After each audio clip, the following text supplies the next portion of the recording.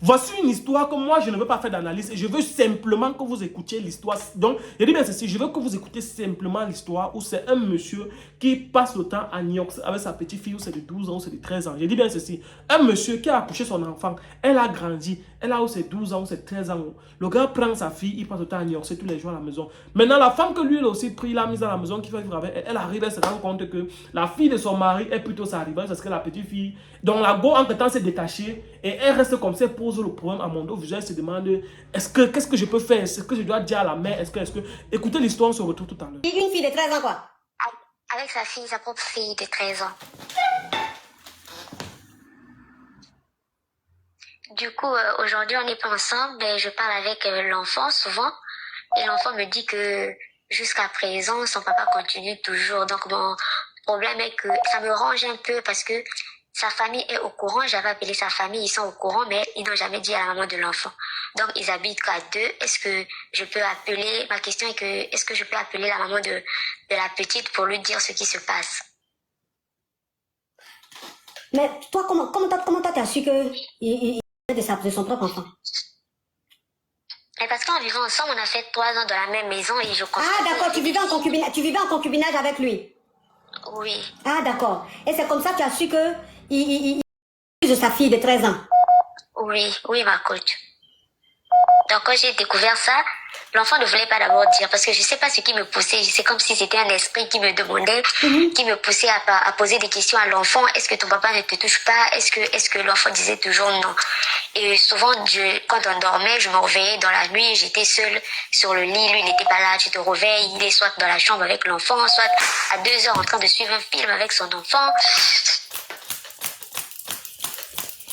Du coup, quand une fois je les ai attrapés, il était sur l'enfant. Attends, film d'adulte ou même film simple? Pardon, ma coach? Quand tu le trouvais au salon à 2h, 1 à 2h du matin en train de regarder un film avec son enfant, c'était un film d'adulte ou un film simple? C'était film simple. Oui. Mais peut-être que quand je venais, il changeait. Ça, je sais pas.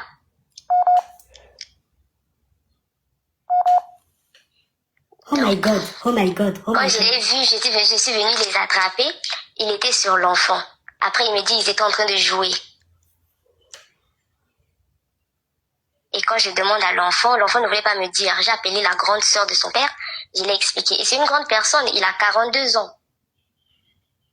Quand j'ai appelé sa grande sœur, on a demandé à l'enfant a dit que non, il n'y a rien qui s'était passé avant.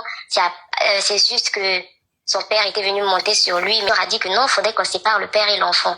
Avant de les séparer, on m'a dit, on m'a dit, l'enfant va d'abord rester, non, en fait, l'enfant va aller à Brazzaville, puisque c'était à Pointe-Noire. L'enfant va aller à Brazzaville chez ses grands-parents. Et après, avant que l'enfant ne parte, je l'ai emmené chez ma mère, j'ai expliqué à ma mère, parce que je constatais beaucoup de choses.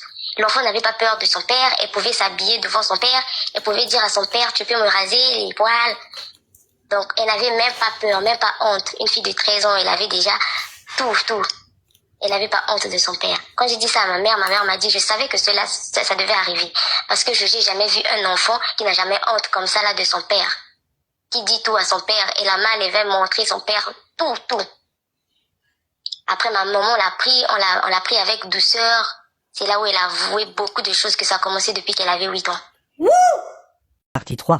Depuis qu'elle avait 8 ans, son père abuse d'elle.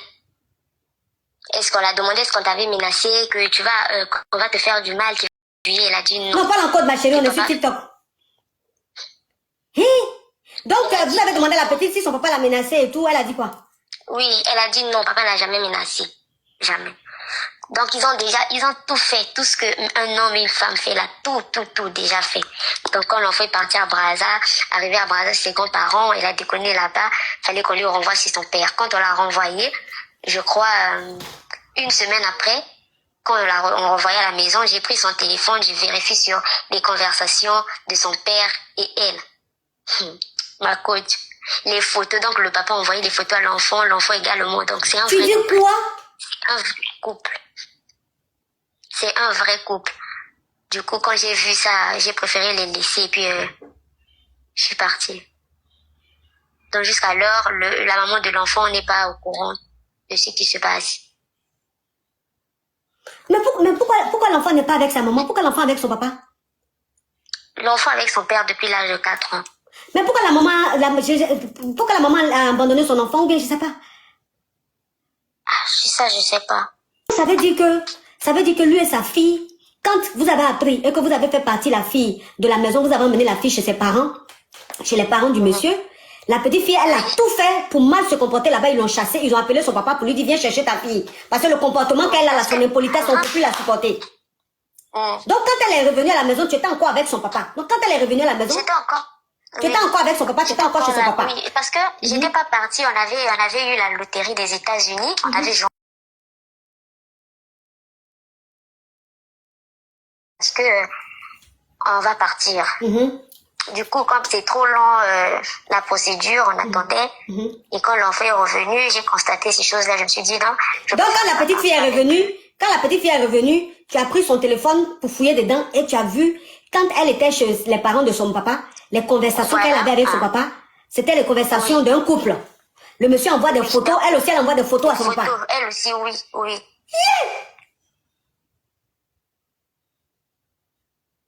Mais le monde est sale. Trop sale. Donc quand tu as vu ça, tu as vu que vraiment tu pouvais plus rien faire, tu les as laissés les deux, et puis tu es parti, tu as laissé le monsieur, tu as quitté le monsieur.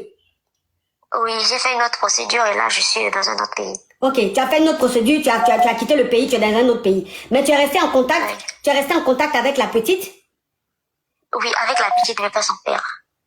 Oui. Tu as coupé les ponts avec son père, mais tu es resté en contact avec la petite. Et la petite, jusqu'à présent, elle te dit qu'elle continue avec son papa. Oui. Donc son papa s'est pas remarié. Il y a une autre femme là-bas. Il y a une autre femme là-bas, mais malgré elle est là-bas, il continue. Et j'ai des preuves aujourd'hui, si seulement je pouvais appeler sa maman, j'ai des preuves, l'enfant me fait des messages pour me dire des choses. Mais la petite, je sais pas, quand tu causes avec elle, elle est traumatisée ou bien, je sais pas. Elle est dans quel état d'esprit? Elle n'est même pas traumatisée, même pas un peu. Elle n'est même pas traumatisée. Même pas rien. Mais là, maintenant, si elle se permet de me dire tout le temps, c'est parce que j'ai compris que c'est la jalousie qu'elle fait à son père par rapport à la femme qui est là-bas. Hein? Donc maintenant, ça veut dire que quand elle parle avec toi, c'est jalousie, elle est en train de faire avec la femme qui est chez son papa là. Oui.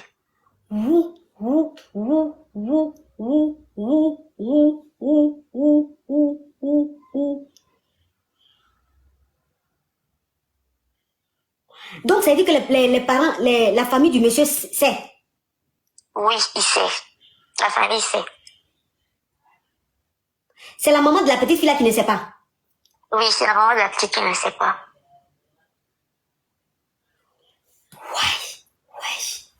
Mais avant que je le voyage, j'avais appelé sa maman. Je lui ai dit, viens prendre ton enfant. Parce que l'enfant, j'ai même menti que son père sort le matin, rentre très tard, l'enfant ne peut pas rester seul, sinon l'enfant va se gaspiller, il faut venir prendre ton enfant. J'ai insisté, elle n'a pas voulu. Tu as insisté, mais elle n'a pas voulu.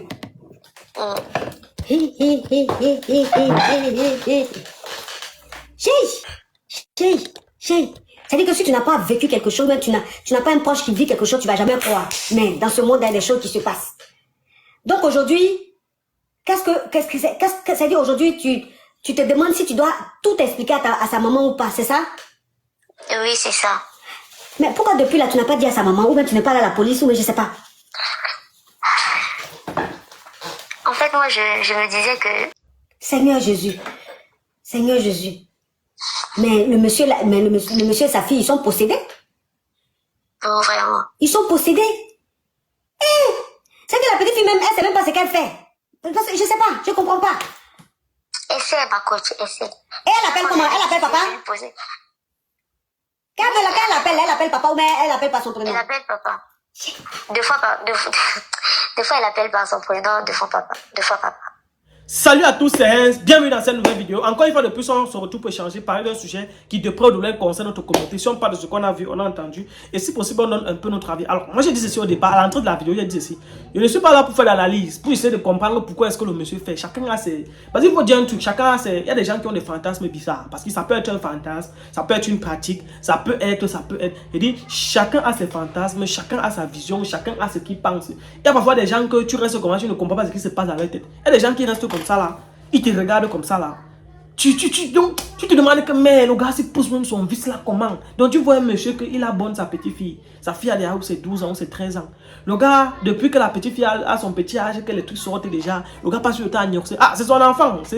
Moi, je n'encourage pas. Je ne veux pas juger. Je me place là nulle part pour dire ce qu'il devait faire ou pas faire.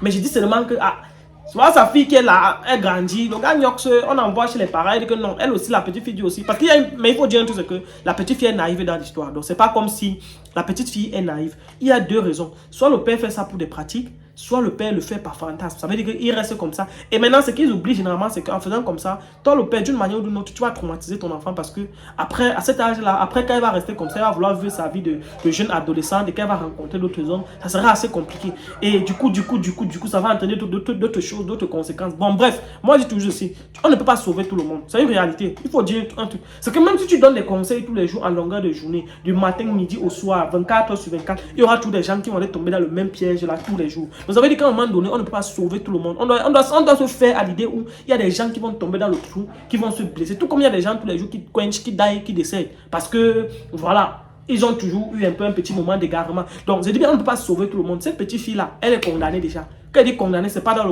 condamné dans le sens où, mais c'est condamné dans le sens où elle n'aura plus une vie normale avec les autres hommes. Parce que même qu'elle va voir un homme, elle va pas l'apprécier à sa juste valeur parce qu'elle va toujours dans sa tête vouloir essayer de le comparer à son père. Et ce papa aussi, il est aussi en train de détruire la vie de sa fille. Mais on ne peut rien faire. On ne peut pas les juger, on ne peut rien leur faire. Je voulais simplement que vous écoutiez l'histoire parce que, comme on dit souvent, il y a des gens qui ont des fantasmes. Vous dites ce que vous pensez en commentaire. Peut-être ça pourra aider. Bref, on ne va rien faire. C'est un truc qui se passe depuis. C'est un fait qui est déjà fait. Donc, quelque chose ce qu'on fera, on ne peut rien faire. Commentez seulement, dites ce que vous pensez. S'il faut débattre, on va débattre. Bon, bref, on partageait seulement la vidéo. À très bientôt, le Cameroun, c'est pas fini. Ciao.